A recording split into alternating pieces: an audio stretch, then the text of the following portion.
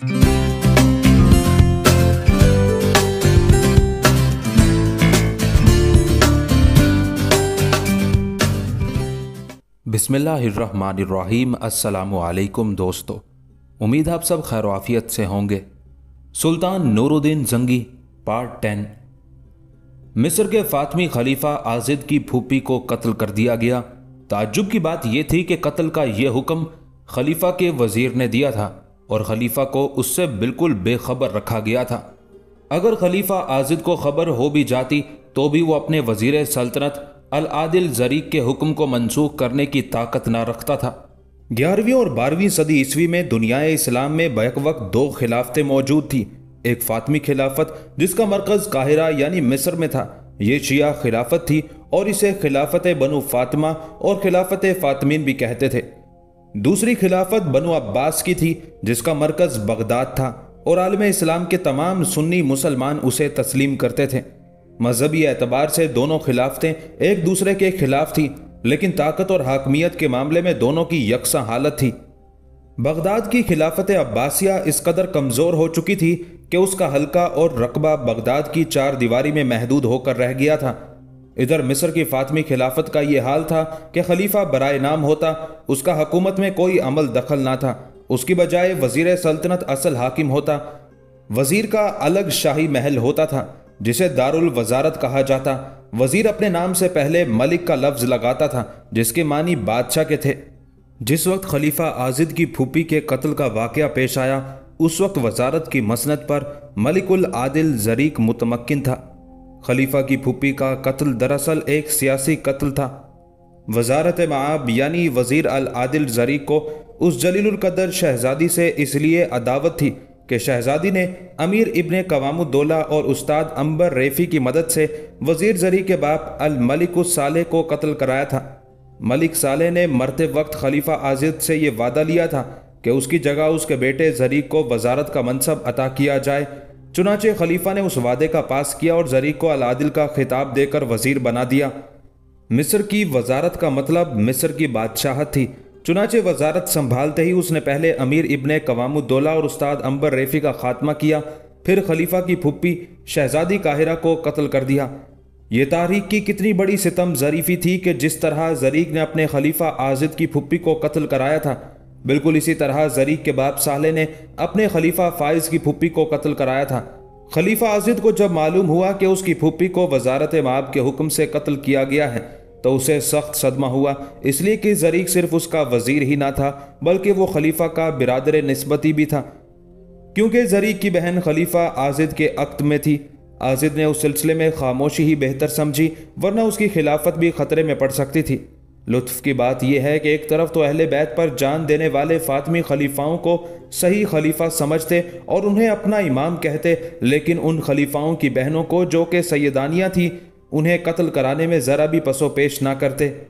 बहरहाल जब ज़रीक ने काहिरा के तमाम दुश्मनों को ठिकाने लगा दिया तो अब उसकी नज़रें बाहर की तरफ पड़ने लगी। बस चंद ही माह में तमाम बड़े बड़े अमीर उसके खिलाफ हो गए, लेकिन ज़रीक के कब्ज़े में फ़ौज थी, इसलिए कोई खुलकर मुखालफत करने की हिम्मत ना करता था। शहजादी के ज़रीक के हाथों कत्ल ने महल्लात शाही में एक खामोश क़यामत बर्पा कर दी थी। महल्लात में रहने वाले शाही ख़ानदान के तमाम अफराद गैर महफूज हो गए थे। फिर सितम यह था कि शहजादी काहिरा को हरीम खिलाफत से गिरफ्तार किया गया था। शहजादी किसी काम के लिए खलीफा के पास उनके महल में गई थी और वहीं गिरफ्तार कर ली गई। इधर ज़रीक का बयान था कि शहजादी को हरीम खिलाफत से बाहर आने के बाद गिरफ्तार किया गया था। शहजादी के कत्ल का सभी को अफसोस था, लेकिन ज़रगाम को ज़रीक पर बहुत गुस्सा था। उससे ना रहा गया और उसने खलीफा आजिद से शिकवा किया, अमीरुल मोमिनीन, ये कितना बड़ा गज़ब है कि लोग हरीम खिलाफत की भी इज्जत नहीं करते। तुम्हारा इशारा मोहतरम शहजादी काहिरा की गिरफ्तारी की तरफ तो नहीं? खलीफा ने एक आह भर के कहा। जी हाँ अमीरुल मोमिनीन। ज़रगाम गुस्से से लाल पीला हो रहा था। वजारत माब ज़रीक के सिपाहियों को हरीम खिलाफत में दाखिल होने की जुर्रत कैसे हुई? हमें भी इसका सदमा हुआ था ज़रगाम। खलीफा का लहजा अफसुर्दा था, मगर जब हमें बताया गया कि मोहतरमा शहजादी को हमारे महल के बाहर गिरफ्तार किया गया है तो हमें कुछ सब्र आ गया था। अमीरुल मोमिनीन, आप नमक हरामों की खामखा तरफदारी करते हैं, ज़रगाम ने बहुत सख्त लहजे में कहा। خلیفہ سہم گیا۔ زرگام نہ صرف حریم خلافت کا داروغہ تھا بلکہ تمام شاہی محلات کی دیکھ بھال اور حفاظت اس کے سپرد تھی۔ خلیفہ اس سے اس لیے خائف تھا کہ زرگام اس کی حفاظت کا ذمہ دار تھا اور اس کے ایک اشارے پر خلیفہ کا خاتمہ ہو سکتا تھا۔ خلیفہ نے سنبھل کے جواب دیا، زرگام، ہمیں اس بات کا اعتراف ہے کہ وزارت مآب نے تمہاری بھی توہین کی ہے۔ اس کے فوجی دستے کو ہمارے محل کی حدود میں داخل ہونے سے پہلے تم سے اجازت حاصل کرنا چاہیے تھی۔ امیر المومنین نے اب انصاف کی بات کی۔ زرگام کا لہجہ ایک دم دھیما ہو گیا۔ دراصل زریق اس قابل نہیں کہ زیادہ دن اس عہدہ جلیلہ پر رہ سکے۔ تم ٹھیک کہہ رہے ہو زرگام، خلیفہ نے فوراً تائید کی۔ ہمارا بھی یہی خیال ہے کہ اس نمک حرام کو ایسے عہدے پر نہیں رہنا چاہیے۔ تو پھر یہ آپ کا حکم ہے؟ زرگام نے فوراً بات پکڑی۔ زرگام، ہمارا مذاق کیوں اڑا رہے ہو؟ خلیفہ نے دل گرفتگی سے کہا۔ ہم کیا اور ہمارا حکم کیسا؟ وزارت مآب کے ایک اشارے پر ہماری خلافت کا خاتمہ ہو سکتا ہے۔ مگر زرگام اس قدر کمزور نہیں امیر المومنین، داروغہ محلات نے سینہ پھلا کر کہا۔ زریق نے جو غلطی کی ہے اس کی سزا اسے ضرور ملے گی۔ مجبوراً خلیفہ گھبرا گیا۔ زرگام، ایسی غلطی ہرگز نہ کرنا۔ زریق مصری لشکر کا سالار بھی ہے، اس کے حکم سے یہ محل برباد ہو سکتا ہے۔ امیر المومنین، آپ اس کی فکر نہ کیجیے، زرگام نے بڑے اطمینان سے کہا۔ یہ میرا اور زریق کا معاملہ ہے۔ خلیفہ اس کا منہ دیکھ کر رہ گیا۔ زرگام، خلیفہ نے کچھ کہنے کی کوشش کی مگر وہ کوئی معقول بات نہ کہہ سکا اور خاموش ہو گیا۔ زرگام بڑا با اثر غلام تھا۔ مصر کے سابق وزیر یعنی زریق کے باپ ملک صالح نے اعلیٰ قسم کے غلاموں کا ایک گروہ قائم کیا تھا۔ ملک صالح کے بعد اس گروہ کی سرداری زریق بن صالح کو ملنی چاہیے تھی، لیکن اسے بغیر کچھ کیے درے وزارت مل گئی تھی، جس کے ساتھ ہی وہ تمام وسیع اختیارات کا مالک بن گیا تھا۔ اس لیے غلاموں کا یہ گروہ، جسے غلامان برقیہ یا گروہ برقیہ کے نام سے پکارا جاتا تھا، بے سہارا رہ گیا تھا۔ زرگام کا تعلق بھی اسی گروہ سے تھا، اس لیے کچھ زرگام کی کوشش، کچھ برقیہ کے غلاموں کی خواہش پر زرگام کو اس گروہ کا سردار تسلیم کر لیا گیا تھا، اور طے یہ پایا کہ یہ گروہ، جس میں کئی بڑے بڑے سردار شامل تھے، درپردہ اقتدار حاصل کرنے کی کوشش کرے گا۔ طبقہ غلامہ کا کوئی اصول نہیں ہوتا۔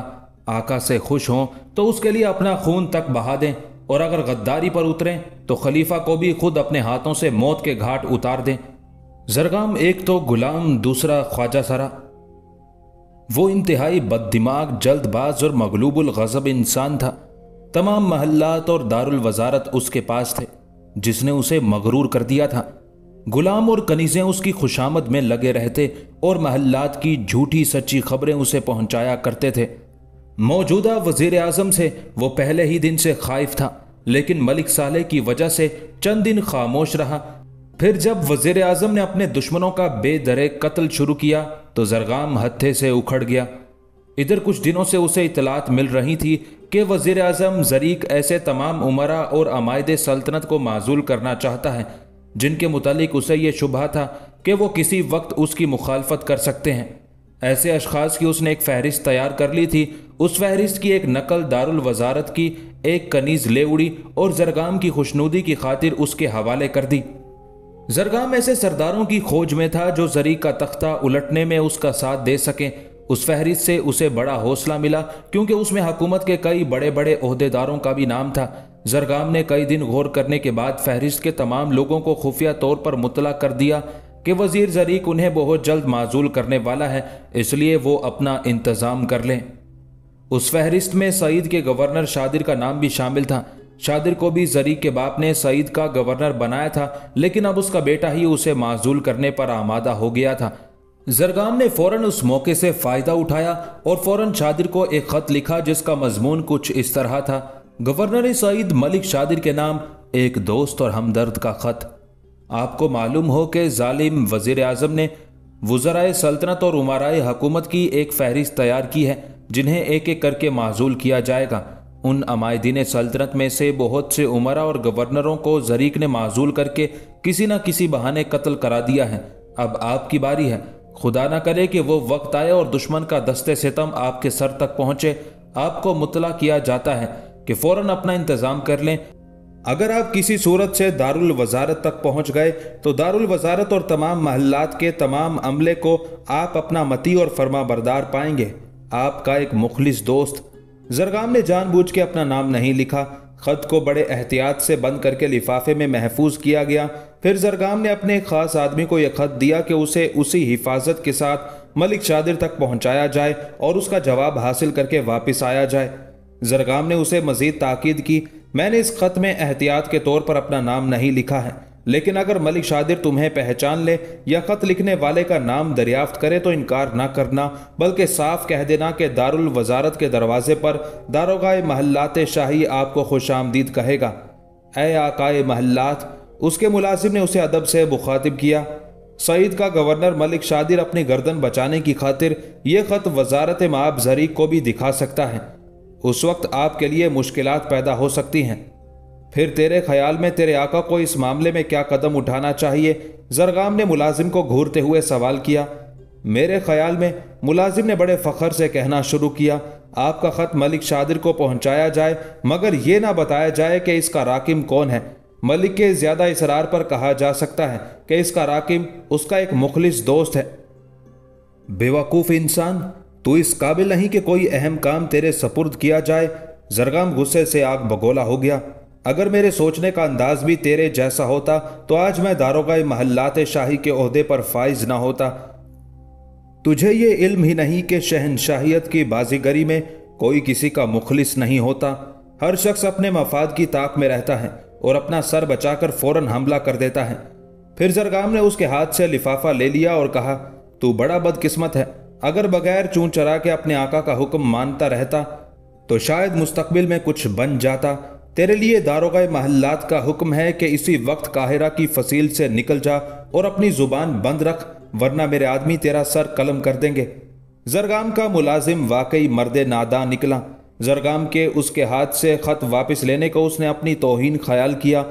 داروغہ کے سامنے تو وہ کچھ نہ بولا، مگر وہاں سے نکلتے ہی اس نے دارالوزارت کا قصد کیا اور سیدھا زرعی کے محل پر پہنچا۔ محل کے صدر دروازے پر سخت پہرا تھا اور کسی کو اندر جانے کی اجازت نہ تھی، لیکن زرگام کے ملازم کے پاس اس کے خیال کے مطابق ایک اہم راز تھا جس کا وزارت معاب تک پہنچنا ضروری تھا۔ ملازم نے دروازے کے محافظوں کے سردار سے کہا، میں داروغہ محلات شاہی کا خاص ملازم ہوں اور وزارت معاب سے فوراً ملنا چاہتا ہوں۔ سردار نے اسے مشکوک نظروں سے دیکھا۔ اگر حریم خلافت سے کوئی پیغام لائے ہو تو ہمیں بتاؤ، ہم وزیر اعظم کے فوراً گوش گزار کر دیں گے۔ میں تمہیں کچھ نہ بتاؤں گا، مجھے وزارت معاب کے سامنے پیش کر دو، ملازم نے ضد کی۔ محافظوں کا سردار چڑ گیا، میں داروغہ محلات زرگام کا بڑا لحاظ کرتا ہوں، ورنہ تمہاری ضد اور گستاخی پر تمہیں دھکے دے کر نکال دیا جاتا۔ ملازم پھر بھی اڑا رہا۔ اس نے کہا، سردار میرے پاس ایک ایسا راز ہے کہ اگر وہ وزارت معاب تک نہ پہنچایا گیا تو حریم خلافت اور دارالوزارت دونوں پر تباہی آ سکتی ہے۔ تو وہ کیا چیز ہے اور کس بات سے ہمیں ڈرا رہا ہے؟ سردار نے اپنے آدمیوں کو حکم دیا کہ اسے مار کے بھگا دو۔ کئی آدمی اس کی طرف لپکے، لیکن قبل اس کے کہ کوئی اسے پکڑ سکتا کہ اوپر والے کا حکم آ گیا اور کسی طرف سے ایک سنسناتا ہوا تیر آیا اور اس کا دل جگر پھاڑتا ہوا دوسری طرف نکل گیا۔ ہر محل کا داروغہ اپنے آپ کو اس محل کا ملک اور بادشاہ سمجھتا تھا، حالانکہ تمام محلات کے داروغاؤں کا حاکم زرگام تھا، لیکن کوئی کسی کی پرواہ نہ کرتا اور سب اپنی من مانی کرتے۔ زرگام کے ملازم کا قتل چونکہ دارالوزارت کے دروازے پر ہوا تھا، اس لیے خطرہ تھا کہ کہیں بات نہ بڑھ جائے اور وزیر پوچھ گچھ نہ کر بیٹھے۔ اس لیے محافظوں کا سردار، جو دراصل دارالوزارت کا داروغہ تھا، اس نے چند لمحوں بعد فیصلہ کیا، لاش کو یہاں سے ہٹا کر ایسی جگہ پہنچا دیا جائے جہاں تک خیال کی پرواز بھی نہ پہنچ سکے۔ 4 محافظوں نے لاش پر، جو اس وقت ٹھنڈی ہو چکی تھی، ایک چادر ڈالی، پھر اسے اٹھا کر نظروں سے اوجھل ہو گئے۔ سردار نے اس عرصے میں سنگی فرش کو دھلوا کر اس پر اچھی طرح کپڑا پھروا دیا۔ ان 4 کی واپسی تک جگہ خشک ہو گئی تھی اور کوئی اندازہ بھی نہ کر سکتا تھا کہ کچھ ہی دیر پہلے یہاں ایک نادان اپنی کم عقلی کی وجہ سے موت کے گھاٹ اتر گیا۔ اس بات کا اندازہ صرف وہی لوگ کر سکتے تھے جو اس واقعے کے عینی شاہد تھے، مگر ایسے لوگ ہمیشہ گونگے، بہرے اور اندھے بن جاتے ہیں۔ انہیں کیا ضرورت پڑی تھی کہ وہ مرنے والے کی طرح اپنے آقا کی حکم عدولی کریں اور اپنے انجام بد کو پہنچیں۔ ادھر زرگام کا دوسرا ملازم اپنے آقا کا پیغام سینے کے بند دریچے میں سنبھالے والی سعید کے محل پر پہنچا۔ ملک شادر نے غلام کے لباس ہی سے پہچان لیا کہ اس شخص کا تعلق حریم خلافت یا محلات شاہی سے ہے۔ پھر اس نے خود اٹھ کر اس کی پیشوائی کی۔ غلام نے وقت سے فائدہ اٹھاتے ہوئے سرگوشی کی، والی سعید کے لیے میرے پاس ایک اہم پیغام ہے۔ اتنا سننا تھا کہ ملک شادر نے تمام لوگوں کو فوراً رخصت کر دیا۔ تخلیہ ہوتے ہی ملک شادر نے بڑی بےتابی سے پوچھا، اے حریم خلافت کے رازدار، مجھے جلد بتاؤ کہ حریم خلافت نے مجھے کس پیغام سے سرفراز فرمایا ہے؟ زرغام کے ملازم نے زرغام کے بتائے ہوئے طریقے سے پہلے نامہ زرغام کو نکال کر بوسہ دیا، پھر اسے ملک شادر کے ہاتھ پر رکھ دیا۔ اے والی سعید، اس خط میں آپ کو ایک نئی زندگی کا مژدہ سنایا گیا ہے۔ ملک شادر نے بھی پہلے خط کو بوسہ دیا، پھر کھول کر جلدی جلدی پڑھنے لگا۔ خط اگرچہ مختصر تھا لیکن اسے پڑھ کر ملک شادر کو پسینہ آ گیا۔ اس نے گلوگیر آواز میں دریافت کیا، اے میری دوسری زندگی کے پیامبر، یہ تو ظاہر ہے کہ یہ پیغام میرے کسی خاص دوست نے بھیجا ہے۔ اگر تم مناسب سمجھو تو مجھے میرے محسن کا نام بتا دو تاکہ میں تمہارے سامنے ایک بار اس کے اس احسان کا شکریہ ادا کر سکوں، کیونکہ ہو سکتا ہے کہ موت مجھے اس کی مہلت نہ دے۔ اے والی سعید، زرغام کے چالاک ملازم نے کہا، جس ہمدرد نے آپ کو نئی زندگی کا پیغام بھیجا ہے، اس نے آپ کو میری زبانی یہ یقین بھی دلایا ہے کہ اگر آپ باحفاظت دارالوزارت کے دروازے تک پہنچ گئے تو پھر وہ آپ کی زندگی کے ذمہ دار ہوں گے۔ آپ خود غور فرما سکتے ہیں کہ حریم خلافت اور محلات شاہی میں وہ کون ہستی ہے جو آپ کو ایسی مضبوط ضمانت دے سکتا ہے؟ ممکن ہے کہ میرا خیال غلط ہو، لیکن اس وقت تک میرے ذہن میں صرف ایک ہی نام گھوم رہا ہے، اور وہ نام ہے داروغہ حریم خلافت اور محلات شاہی ملک زرغام برکیہ۔ ملک شادر نے بے خوف زرغام کا نام ظاہر کر دیا۔ اس کی وجہ یہ ہے کہ میں اور ملک زرغام دونوں ہی کا تعلق مصر کے مقتول ملک صالح کے گروہ ممالک برکیہ سے ہے، اور دونوں کو انہوں نے اپنے حکم سے ان عہدوں پر فائز کیا تھا۔ زرغام کا ملازم مسکرا دیا، خطرے سے آپ کو پہلے ہی آگاہ کر دیا گیا ہے، اس لیے آپ سخت احتیاطی تدابیر اختیار کریں، بلکہ اس سلسلے میں جو قدم مناسب سمجھیں وہ اٹھائیں۔ ملک شادر بڑا چالاک اور دور اندیش تھا۔ اس نے فوراً اپنے ہمدرد سرداروں کو اکٹھا کیا اور ان سے صلاح مشورہ شروع کر دیے۔ انہیں زرغام کے بھیجے ہوئے پیغام میں ذرا بھی شبہ نہ تھا، پھر بھی وہ یہ چاہتے تھے کہ دارالخلافہ سے کوئی سرکاری اطلاع آئے تو وہ عملی قدم اٹھائیں۔ ملک شادر کے دوسرے سردار اس کا ساتھ اس وجہ سے دینا چاہتے تھے کہ ملک شادر کی گورنری ختم ہونے کے بعد ان کا بھی خاتمہ ہو جانا تھا، اس لیے وہ اپنے مفاد میں ملک شادر کا ساتھ دے رہے تھے۔ زرغام کے ملازم کو سعید آئے ہوئے دوسرا ہی دن تھا کہ ایک نیا شگوفہ کھلا، وہ یہ کہ دارالوزارت قاہرہ سے امیر ابن رکا وزیر اعظم زری کا ایک فرمان لے کر سعید پہنچا۔ امیر ابن رکا کے 15 سوار تھے۔ امیر ابن رکا نے ملک شادر سے فوراً ملاقات کی خواہش کی۔ ملک شاور پہلے ہی ہوشیار ہو گیا تھا اور سرداروں کے مشورے سے کسی نتیجے پر پہنچنا چاہتا تھا۔